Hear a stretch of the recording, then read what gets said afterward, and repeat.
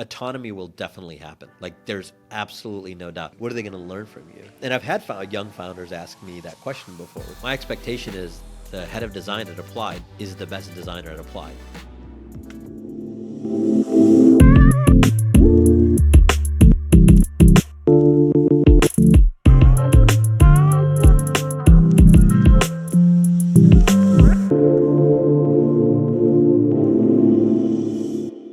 Hey, this is Daniel Kivatinos. Today we have Qasar, who I've known for years. I'm going to give a little bit of background, Qasar, on who you are, and then we could just dive into questions. We have three hosts with me. So we have Dan and then Harshith. I'll start with something really fun. And this is just, I don't know if I could share my screen, but I'm going to try to. Let's hit Do you share. have an old photo or something? This is. I have an old photo here. Oh man, I guessed it. Look at that.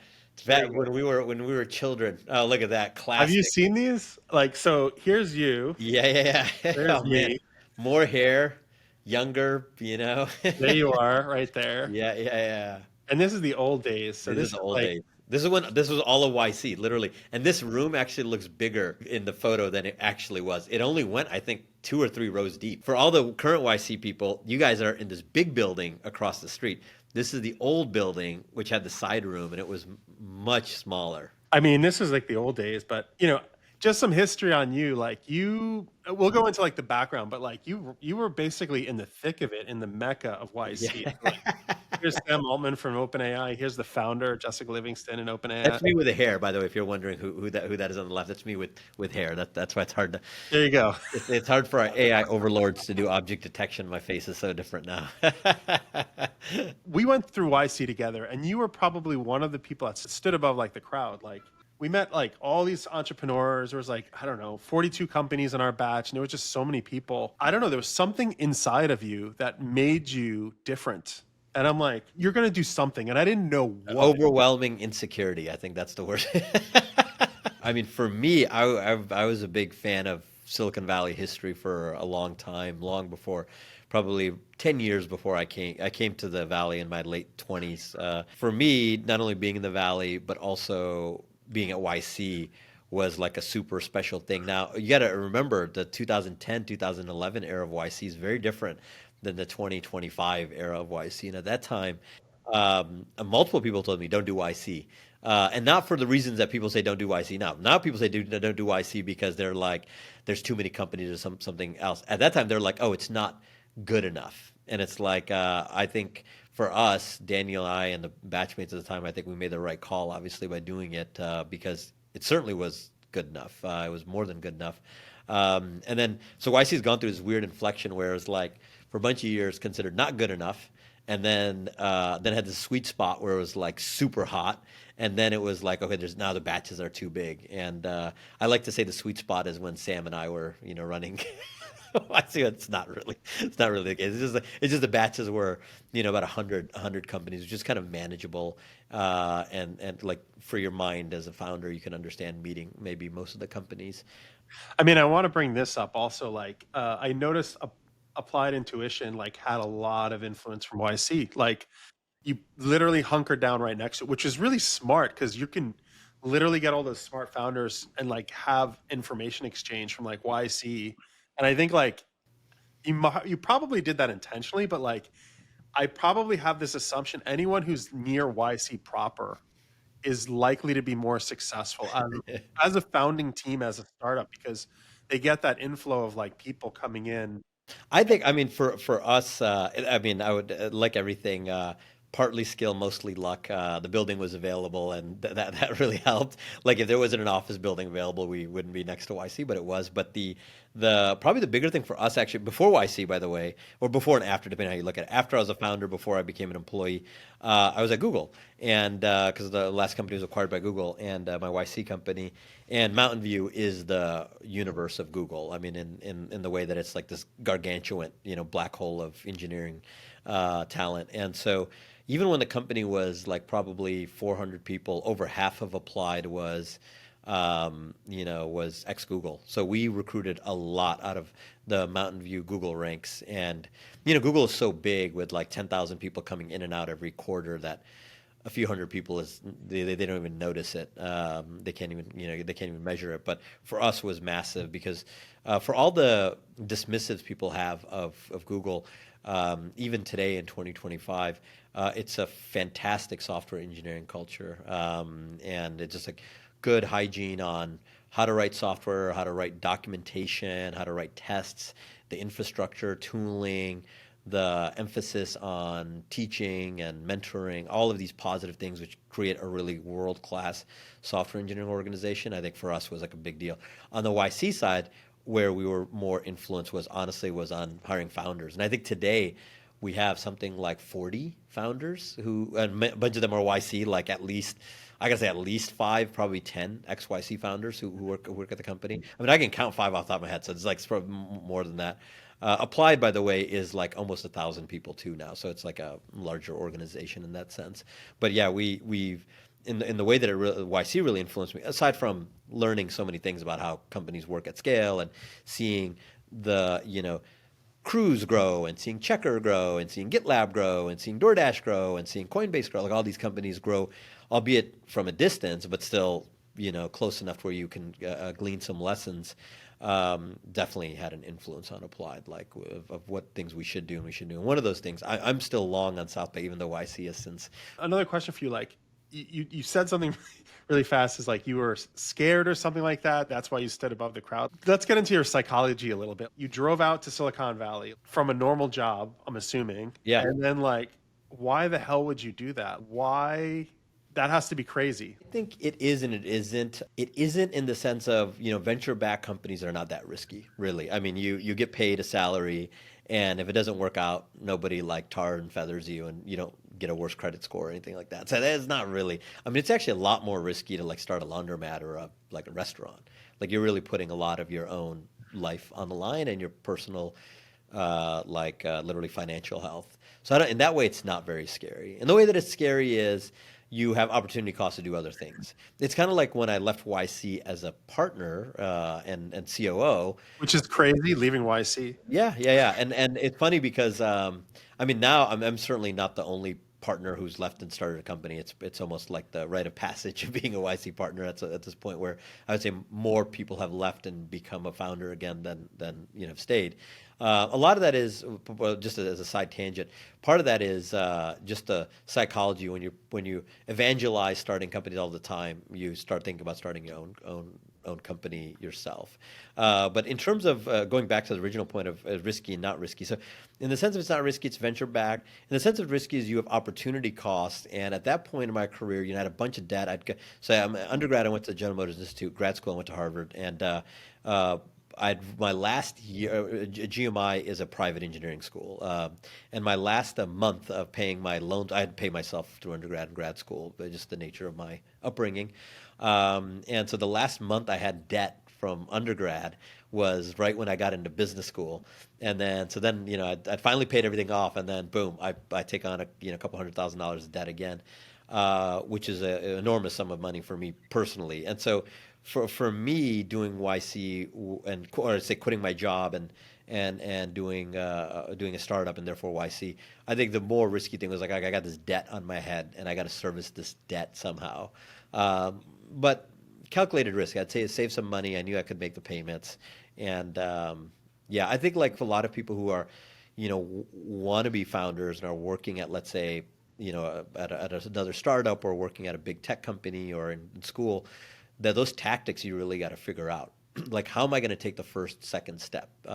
Everyone gets caught up on because all the content is around like scaling companies and what a culture of a company. Those things are important, but you got to get you have to first quit your job and find a co-founder and get funding. Then it's not scary. You've gotten over the most scary part of it.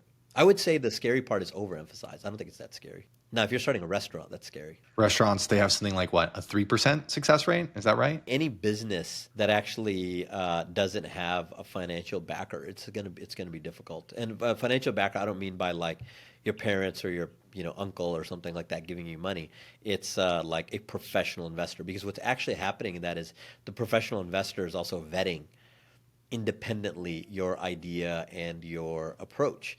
So you're getting some validation there. you know, people make this missive like, oh, there's so many venture funds now and so many seed funds. It doesn't really matter to get funded. I agree. There's lots of venture funds, lots of seed funds, and it's easier to raise money today than ever before. But it's also signal. If you can raise money, it's a positive thing. That means somebody independent whose only motivation is money is not rather than, hey, this is my son and I really want you to succeed and go ahead and do this thing. So yeah, so if you can like so do if you did the restaurant but you raised it from like professional capital, I bet you that hit rate is probably a lot higher. So on the topic of investing, one of the YC partners' superpowers is to pattern match.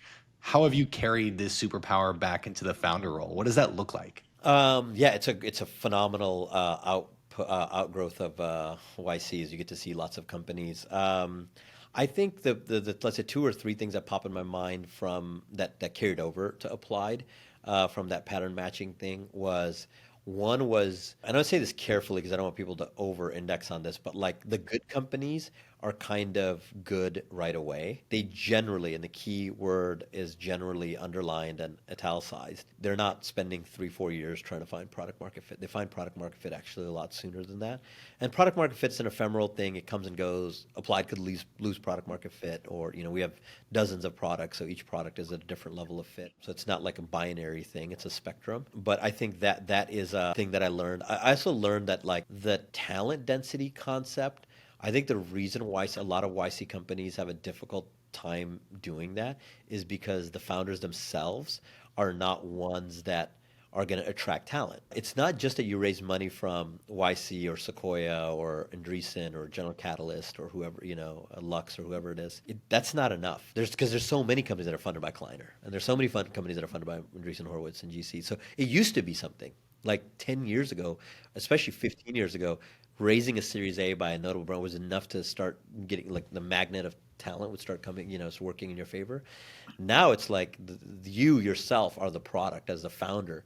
And the disadvantage when you're very young is if you're 22 or 23 years old, how do you take a 28-year-old or 32-year-old or 38-year-old software engineer who's worked and has real experience to come work for you? Like, what are they going to learn from you? And I've had young founders ask me that question before, which is like, hey, raise $150 million, but still having a hard time recruiting senior engineers unless we pay like ungodly amount of money. And it's like, because ungodly amount of money also means you're probably going to fail as well. Like if you're not thinking about compensation and you're not being disciplined about compensation, it's a leading indicator that it's gonna burn you. And compensation, just to make sure we double click on that, is there's two different. It's cash and equity. What you want to do is you want to be disciplined on cash, and you're okay to be liberal on equity.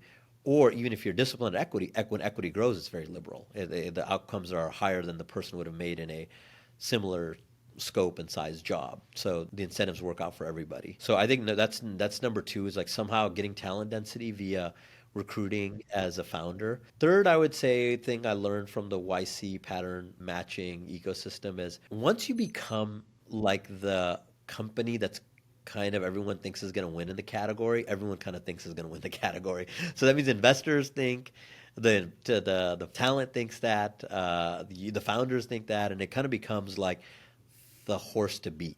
And so there's something about getting that pole position. And you need to take OpenAI as an example versus an Anthropic or some other companies. Like, is Anthropic bad? Or maybe take another example, like an AMD versus an NVIDIA, or are the number two players really that bad? Probably not. But are they like 1/3, 1/10 as good? Probably not. So like the fortune really favors the first pole position company. And so your goal, being good fast and having talent density, is ultimately to get the pole position. And once you get pole position, all the advantages of the market accrue to you, and all the disadvantages accrue to number two and number three, or many of them, I should say. Those are some of the patterns. So on the recruiting front, do you think that comes ultimately back down to the founder sales skills? And on the other front, do you think that comes back down to mostly like forming your own category or finding your own like innovative wedge? Where do you think? Yeah, I mean, semantics, everything can be sales, right? In semantics, you could say like this conversation is sales, but it's not really, because we're not. And the way that I'll define that is there isn't an economic exchange happening here. There's some ephemeral thing that by propagating some ideas, applied intuition accrues some brand value, but it's not really sales. Typically is, You're buying one of these three things. I'm going to offer you one of them, and you should buy this one over the other two. That's what very direct sales is. So I think when people say like it's about founders selling a new employee, there's truth in that. There is sales, but really it's actually a more nuanced thing. It's also communicating effectively to them what stage of the company's in and why is it valuable for them to fundamentally look at you and say, I can learn something from you. You can be the best salesperson on the planet, but if they feel that as an engineer, they can't learn from you as another engineer, they don't respect your skills, it doesn't matter how articulate you are. And so I think sometimes people like over index on pitching and selling. It's like, how do you have a great pitch for a company? You have a good company. Like that's how you have, and then the pitch kind of takes care of itself, right? And how do you have a good, how are you convincing in terms of recruiting? You have a good product, which means you have an interesting business that you're building, or interesting technology you're working on. You yourself have something to offer as a mentor, mentee, a manager to the person who's applying for the job. You can call that selling, but I think it's more complex than it's just your ability to sell. There's also an honesty to you, I think, Qasar, where you're a very honest person. I don't know. There's a culture that you're creating that make people trust you. So I think it's learning, but also trust and that like feel good culture. Like, Yeah, I would say I don't know if it's feel good. I think people that applied would say it's an intense culture. I wouldn't say it's caustic or intense intentionally. And you can just look at this through our retention numbers, and the people who work for me are, they've been loyal because I think the culture is more an authentic culture rather than one that's a feel good culture. And it doesn't mean those are opposites. Like you can be authentic and enjoy work. And by the way, if you don't enjoy it, you won't do it for a long time. So it's feel good, but not in a way that it's like, it's just emotional. It's feel good in the way that I feel I'm building skills and and the company's doing well, and I want to be like, there's an old Vince Lombardi line, like winning is a habit, and so is, unfortunately, so is losing. So when talent density meets a winning culture, it kind of reinforces itself. And I think all of our values. I did a Stanford talk, and I said it could be boiled down to. It's on YouTube somewhere. And it could be boiled down to radical pragmatism, and I think there's a certain type of person, ex-founder, engineer, who that radical pragmatism slash authenticity slash directness slash honesty, whatever, whichever words that kind of work for you, really resonates with. I think it generally resonates with more engineering cultures than cultures that engineers tend to like than not, which works. I mean, Peter and I are engineers, and it's a very technical company. Vast majority of our company is engineering. It's not like 78% of our payroll is software engineering, which is like unheard of. Like it's extremely high. I think Google's like 50-50 to give you some benchmarks. So for our product and for the type of people we recruit, our culture kind of aligns with that. Now imagine if we're building a consumer app, marketing would be more important. And so maybe authenticity would be slightly dialed down more, and let's say excitement or, and the pejorative hype would be dialed up more. You got to do what's relevant for your growth of your business. And for us, the growth of our business, we build really complex software and solving hard problems, and therefore that attracts a lot of engineers who want to work on things like that, and therefore we have a culture that resonates with those types of folks. How does running a company change from Series A to Series E, managing so much headcount, like managing like the talent bar, right, with that many people? Yeah. I mean, I think the talent density and talent bar conversation starts really in the first few people in the company that dominoes all the way down. The big differences between, this is the largest organization I've managed. So, even at Google, it was low hundreds. So it was not like this. So this is a large organization now for my standard. It was, there's some giant companies inside of in the Valley. At this stage now, what's different? So it's a new experience, is what I'm saying at this scale. At this stage, what's different is I'm mostly are managing managers, right? Which is different than managing individual contributors. Though I have some ICs who report to me directly, like there's There's an in-house software team that I work quite closely with that builds software just for our consumption. It's not for customers or for outside. But mostly I'm just managing managers, and they're different. They tend to operate, frankly, at a very high bandwidth. I tend not to repeat things twice. I tend not to have to ask for follow-ups. And my rule of thumb is if I have to ask for follow-ups, you're not going to have the job for too much longer. I mean, like, that's just how it is. Oh, I need everyone to be running as an independent senior manager or senior executive, or, we don't have titles in the company, but an SVP.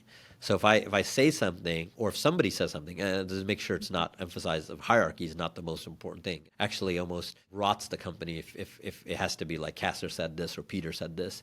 It's more along the lines of communication isn't sloppy.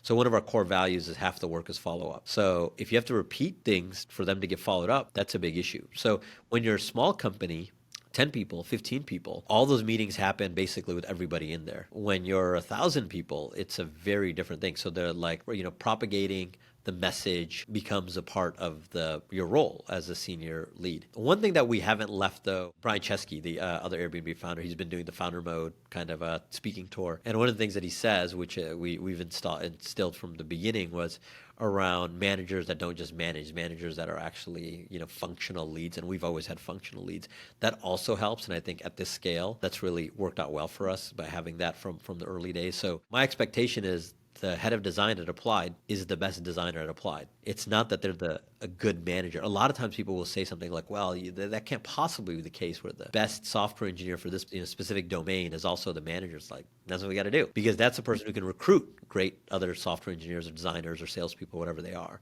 And they look up to that manager because they're going to learn from that manager. And the manager's practicing. So they... this last weekend was the weekend of DeepSeek and the explosion of this cheap, model, for lack of better words.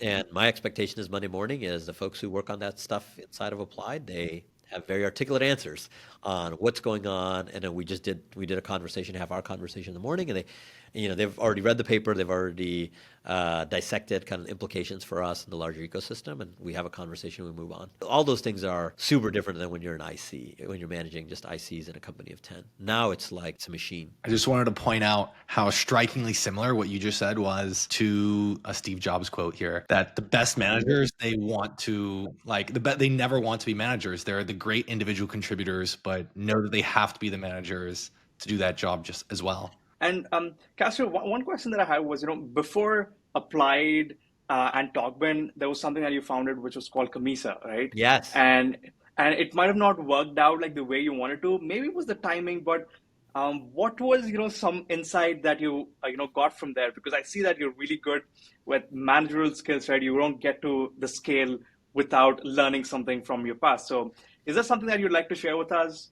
Yeah, absolutely. I mean, I think without a doubt, one of the underemphasized skills that founders have to have is the ability to learn very, very, very, very quickly. Like if you got to take the burn, if you get to burn twice to learn the same lesson, you're not gonna be able to get good enough for such a multi-skilled role as being a founder. It's like the well-roundedness of a founder is like totally underemphasized. It's like you have to be good at all these different functions. But for Camisa specifically, I learned a ton of things.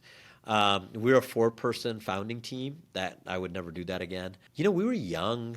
We never raised $1. That should have been an indication that we were either too early. I think we were too early, frankly speaking, in the business. We didn't have clear role definition between the founders. I think, just out of temperament, now I can say this, 18 years later. At the time, I didn't realize that it was kind of unacceptable for me to be not be the CEO. It's like that's just the role that I play, and my opinions are too strong. And between a small company and a big company, one thing that is similar on the founder always has to be the standard bearer. So they're the ones who always have to hold the quality bar, whether the company is 3 people or 1,000 people. And I think the feel-goodness aspect or the authenticity aspect of Applied, one thing is absolutely true is people know where they stand when they work with me. And it's not overly positive, it's not overly negative. And I will call out work that's not, I think, at the best level that is possible. It's not even the best level possible for that person, the best level possible broadly. And all those things that, in the first company, we were just young. We didn't know what we were doing. It was based in Chicago. I wouldn't do that again. I think there's a lot, as we said at the beginning of the Chicago ecosystem today, nearly 20 years later, is still talking about Chicago is going to be a great start to the software, ecosystem. And the same is probably true at Austin and Atlanta and New York and Seattle and LA. Like just every event is just about how Silicon Valley is overrated and how they're underrated. And it's like that's fine, and there's reasons. Chicago's an amazing city. I think it's probably the best city in America. Like I'm not underside. It's an amazing city, but it's not the best city in America for software. That's probably not even San Francisco. That might be Mountain View. Like it's like then you were really just slicing hairs, but it's somewhere between San Francisco and San Jose is the answer. And a good indication, by the way, this is a tangent, is after COVID, like we're a 5-day in office company and have been, obviously everyone was before COVID, but right after really the government allowed us to come back, we were 5 days in office. And there was a whole view at that time because nobody was doing 5-day in office when we came back. It was, I think, a year before we heard another company even talk about doing 5 days in office. Now, finally, like 3 years later, people are, like really underlining it becoming a mainstream thing again. Those kind of like you could almost say like opinions and views. You're just debating these in Chicago and you're debating these in Seattle. And it's like here, we just focus on actually getting work done. Many, many things I learned, I think, in that first company that I would just so much time wasted. All the time you would talk about should we be in Chicago should have been what are we doing for our customers, and they could have made the company successful. The last thing I'd say that I learned is, and it's tangentially related to the location thing, is the investors matter. I think I always had this view that like they're an unnecessary evil. They're not unnecessary. They're absolutely required. You cannot build a giant. If there was a way to build a Google without venture capital, there would be a Google without venture capital. Even Elon, when he's doing his big companies, and he's arguably the most famous entrepreneur on the planet, raises money, right? And is the richest man in the world who's got huge companies that he's been successful at. He's still, when he's buying X, he's raising money. So. Why is that? Is it like having the pressure to build? Like, what is it about? I mean, you raised money for Applied. Like, you clearly went all in, and you're like, I need that support system. Like, is there a psychological component to it, or is there like just an So I mean, we've been profitable for a number of years, so all of our money's in the bank. So like, why do we keep raising money when we're not even using the money? A couple of practical reasons. Number one is to get an outside investor to evaluate the company and mark its value, right? So you would do that in a public market on a day-to-day basis, just based on trading. That has a downstream impact to what is my value of my equity as an employee. If you've got a $100,000 package when the company was worth $50 million, well, that $100,000 at $6 billion is worth a lot more. And it's one thing to say to the employee, oh yeah, this is worth a lot more. It's another thing to say, hey, Mary Meeker at Bond, and Fidelity, these basically public investors, look at our 3 financial statements and said that the company's worth $6 billion. It's probably worth $6 billion. They're calibrated individuals who have no incentive to do anything but to look out for because they're buying the stock at $6 billion. They don't get any upside. They have to see upside after $6 billion. So they have to believe it's worth $6 billion. And so that's one reason. Another reason is if you need the money in order to invest in technology. And we've been fortunate enough where we've gotten revenues to invest in technology. We plow those revenues back in, but it's there. I think there's some level of like intimidation to competitors and people looking at the space. I think, when you take secondaries and other things into account, so we've probably raised $1 billion in the company's history. And we could probably, in a drop of a hat, raise $1 billion. That sends a message to anybody who's competing as like, hey, that's not a weak company. Yeah, there's a bunch of, like everything, multifaceted reasons to raise capital. But I would say if you're like an Elon in that sense, it also is, it's outside validation. Like Twitter is worth X amount and yada, yada, yada. There's a chart that shows. So it's a very beautiful up and to the right chart. We've never used the money, but it looks cute. It gives you a lot of autonomy as a company to when you're profitable. I mean, that's very rare. Like, you were in Silicon Valley, a lot of companies just burn their cash. Was it the ethos? Because you could just spend cash. It's easy to spend. And you brought this up earlier. It's like you have to be fiduciarily like restricted and make sure people are. Yeah, I think it's partly our personalities. Peter and I are Michigan guys, and we kind of grew up, middle class. That's part of it. Working class, that should be more accurate. So that's part of it. It's like I don't think I could be wasting money even if I wanted to waste money. Like, it's just not in my DNA or my upbringing, I should say. Then number two, I think it helped us figure out how to, necessity is the father of invention, or the mother of invention, however the saying goes.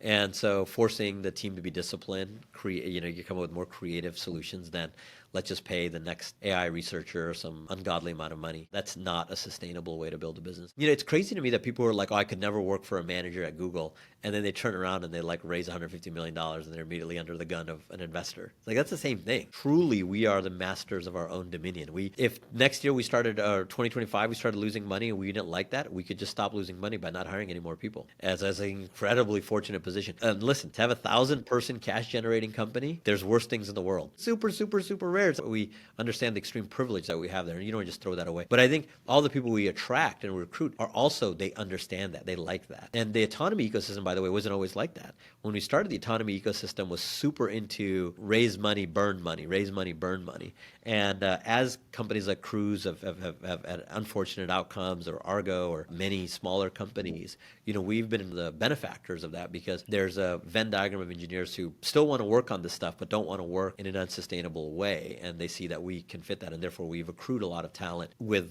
people who are culturally aligned. So the sales team isn't big, but there's a lot of like technical people in your company. Like, even our sales guys are quite technical. Our head of sales is an engineer. why not plow more into sales and generate more revenue? I wouldn't say that we've been rate limited by the sales team. I think the nature of the work that we do is a long-term. So we, for everybody who doesn't know, like, we make software for vehicle manufacturers, so car companies or a defense contractor that makes tanks or stuff like that. And so those companies, it's really hard to get in. It's also really hard to get out, but it's really hard to get in. And so it's not a matter of just let's hire 1,000 salespeople and suddenly like the sales will grow 1,000x. If I look back at the company history, and maybe the regret would be that we didn't just flood the sales team and have it to be a 250-person team and have half of them being kind of churning out because they're not meeting quota. But so far it's worked well. I think we're just like, we're very intentional about building the company, and something about me is something in my nature, my instinct is just throwing huge commercial teams at problems doesn't seem like it's the right answer. Like, it somehow forces you to build better and better product that really gets pulled out of your hands rather than just like shoved into the pipe. I do feel like Google was similar in that way in the early days. I remember there was no salespeople in Google for a long time before they had the Google ad team and whatnot. But you came into Google. This is an interesting perspective for me. I think you're like a power networker also. Like, you had the trifecta. It's like YC is a power network, Google is a power network, and then you also had Harvard as a power network. Like, was this intentional, or was this like you fumbled upon becoming? Fumbled upon it. This is what way? I don't come from a family that has Harvard alums, if it's not abundantly clear. So for me, yeah, I fumbled into it. And, I think my lucky break was getting into HBS. I think mainly because then I just saw your peers kind of set your expectations. And the Harvard Business School, for all the downsides that people have with it, it is an incredibly ambitious group of people who are, generally speaking, quite articulate. And then the second break is getting into YC, and the third break is getting acquired by Google. And so all those things, then they start adding up, right? They start adding to each other. Yeah. But I would. It's funny. Maybe just as an engineer in me kind of chafes at like the power networker, moniker. I certainly don't. I mean, I'm positive I don't schmooze and socialize, and but I would say 1/4 of any CEO who's at our level of size and scale. I mean, I spend vast majority of the effort inside the company, and to chagrin to our team and to the marketing folks at our company who think I should be doing. The reason I'm doing this podcast, by the way, is they're like, I would typically say no, and they're like, do this. This is This is people This is a network. What's the issue? And it's like yeah. If I wasn't doing this, I'd be doing a product review or I'd be doing a customer meeting. It's like that simple. It's just time allocation. You made our day being on, by the way. So. It's fun too. I mean, I don't find it to be painful. I just think about, like, my calendar's public to my team, right? So they know I'm in this podcast. And so it also sends a message of what's important and what's not to the leadership. And then they're like, oh, I rarely do conferences and I rarely do this kind of stuff. And so I think that's also part of it, part of my intention in building a culture, which is like, hey, I'm around and Peter's around and all the leadership around. We're always around and we're present. and we want to answer questions. Now, what's that old line about like love is presence? So whether it's for your family and your children, or for for your company, for me, I'd rather put my time there rather than like, let's say, strangers that I don't know, or like outsiders, I should say. So, Qasar, I know that you were fairly young when you left Pakistan, but there could be so many young aspiring founders in developing countries like Pakistan or India listening to this. If you could share one piece of advice to founders, aspiring founders in developing countries, what would it be? I would come to the United States if you can. Right, It's a right. Of course, of It's course. do it legally. I say this about software engineering because I was originally a mechanical engineer. I'll say this about the United States also. Which is, I have the zealousness of a convert, right? There's none of this. I'd probably be semi-literate donkey boy if I was in Pakistan still in a remote farm. Get to the United States if you can. I think it's better than, frankly speaking, Europe, especially for minorities, and certainly China, Korea, Japan, maybe. Like, there's one thing is like you can come for one weekend in the United States and you say, I'm so proud to be an American. Everyone's like, at the party, people would like, oh, give you big hugs and high fives and drape you in an American flag. Like, nobody would question that. Literally, no. Actually, the opposite would happen. If somebody said, "No, you're not an American," people were like, "What are you talking about?" Like, that would actually be the more strange thing. And so I think it's an underrated for how great it is to be an immigrant here. But beyond that, I think the second best thing that's happened is the accessibility of information now is truly universal. The accessibility of networks and capital is still not evenly distributed, but information is, and you can learn a surprising amount. You can learn, and so if, let's say, I'm in Pakistan and I know everything I know now, but I can't make it to the United States, we'll put that constraint. What I would be doing is figuring out, hey, like, I would learn everything I can through YouTube about building a scaled business. So not a hardware business, not a services business, not a not a small business in the sense that it's a scaled business, specifically a software companies, because software scales well. It's like copying and paste code gets you more money. It's an unbelievable business model. That's why the gross margins of you can always see, by the way, a Silicon Valley company, every company will say they're a software company. You can just see them very quickly by what their gross margins are. The gross margins, the first number isn't 7, 8, or 9, then it's probably not a software company. It's probably something else, and really 8 or 9. And so your goal then, or my goal in the parallel universe, would be to build a company that can, like, if you don't know what 80% gross margin is, you should go into ChatGPT and have it explain to you. What is gross margin? How is that different from net profit? What is net margin?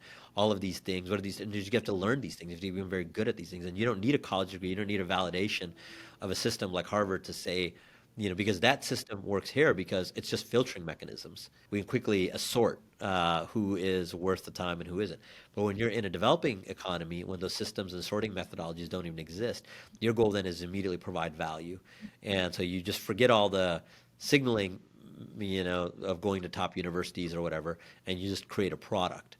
And that product can, if it's very good, for that local market can be huge. Pakistan has 220 million people who live there, and even basic internet services don't exist. So you figure out, how do those basic internet services work in the United States, whether it's local messaging, a local AI company, a local Uber competitor, a local DoorDash company, whatever it is, you can do that's low-hanging fruit. But truly, because you're on a global competitive ecosystem, you can actually build things which can be regionally and can compete in South Asia, if you're Pakistani Indian, Middle East, North Africa, if you're in Egypt or somewhere around there. I think you can do a lot actually now. I mean, I think it's a surprising amount. Now, if you're really, really poor, you can't afford electricity and a laptop, then you have to get to there. But if you're listening to this, you probably have enough access to some basic fundamentals. And I think that revolution, by the way, will happen in the next 20, 30 years, which is like what Steve Jobs said is, again, this is this is terrible. He said, the 60s really happened in the 70s. He's talking about culture and music. And for us, like, the internet is now really happening in the rest of the world, even though it happened in the United States in the 90s and the early 2000s. Now the ubiquity of connectivity is happening through mobile phones and information and through data accessibility. And so now you have people learning and consuming. And that's why, like, the biggest social media countries are like Saudi, which is like very counterintuitive. So Yeah, in a developing world, I would learn as much as I can, and I'd build a business for the local ecosystem. There's two ways to take the fact that the markets are very unsophisticated. One is, woe is me, I wish I lived in the United States and I could work at OpenAI. The other is, this is phenomenal. I can build fairly basic apps and become like a juggernaut. And like even basic apps are not well done in countries like Pakistan. Like very basic apps are not well done in Pakistan. They're poorly done. They're poorly built by even though there's good engineers. So there's like that standard of quality. If you bring high quality to the developing countries, you could take some fairly basic applications and get some strong user base in them. I think this was the concept that I was actually thinking of, which was the surface area of luck, right? And I totally get your whole point about signaling, but I think it's not in the next 20 years. I honestly think it's happening now because if you just look at what happened just in the past week with DeepSeek, under 20 members team, $6 million, just the entire model being built on $6 million, Yeah, and I mean, now, let me give just one small caveat there. mhm. I think some of that's bullshit. I think Yeah, I that think is true. That like is you're true. right. I It's totally like part of it's like the Chinese propaganda machine, which is like which will amplify that. Part of it's our own fear. The reason why this DeepSeek story has taken the world by storm is it plays into all these narratives that our brain wants to already connect. Like China's the big bad enemy. They're so much smarter than us. They're so much more efficient than us. We're fat and lazy and stupid and wasteful. So just be careful. Just be careful on that. Let's say DeepSeek is as big as OpenAI or as big as Meta. Like, let me put it another way. Imagine if the same open source model had been released by Meta. We probably wouldn't be talking about it. Yeah, yeah. The Like, Llama oh, 3.5. Yeah, yeah, it's exactly. so good, Long Distance, but it wouldn't be like, we're expecting Donald Trump to make an announcement about that, right? So also recognize there's some level of like, so it's like there's some corporate propaganda happening there. But don't you think the end product that the end consumer gets, like in the developing nation, he doesn't really care about how much the CCP has put into running the model. They have an R1 model running in their NVIDIA, right? They can Yeah. literally host the entire model, and now the whole concept of moat doesn't exist. Like I kind of feel like OpenAI doesn't have a moat anymore. I think it's the way for the GPT wrappers, Yeah, which people used to talk let me trash push back about. on a bunch of these things. So number one, in the land of the blind, the man with one eye is king. So if you have no other choice but to use a CCP model that is taking all of your information and streaming it right to the Politburo, yeah, you'll use the model. But if you have a choice, then that might be different. And if you're Pakistani, which has a strong alliance with China, as an example, it's not going to be a big deal for you. If you're Thai or if you're Indonesian or whatever, maybe you don't, Brazilian, you don't maybe care because you're not caught up in the, let's say, Western China. But on the moat aspect, that's a great question, and I think that is the extremely volatile foundation model space that we're in right now. Like, I don't know if I would be putting money into foundation models if I wasn't like truly putting money into foundation models. Like this is like poker, not for the faint of heart. So I don't know if I don't know if there's a moat. It's a great question. I think it's a great question. So so I agree with you on the moat part. I disagree with you on privacy. I think it's just because people they don't have anything, so they're going to take whatever is given to them for now. Yeah, yeah. Like Naval says in a recent tweet, you don't really have to go scrape the web. You can directly scrape the model that already scraped the web and Yeah, build the model. exactly. I mean, it's a super interesting time, to be alive. I mean, the future's always been better to be alive than the past. I mean, I feel like the past is like no toilets and no drinking water. That sounds awful. The future, at least the best luxury, by the way, we have by far is not access to ChatGPT. It's like access to hot water. So good to have like a hot shower. Well, there's one question that I really wanted to ask you, right? So, Castor, like looking at the future, right?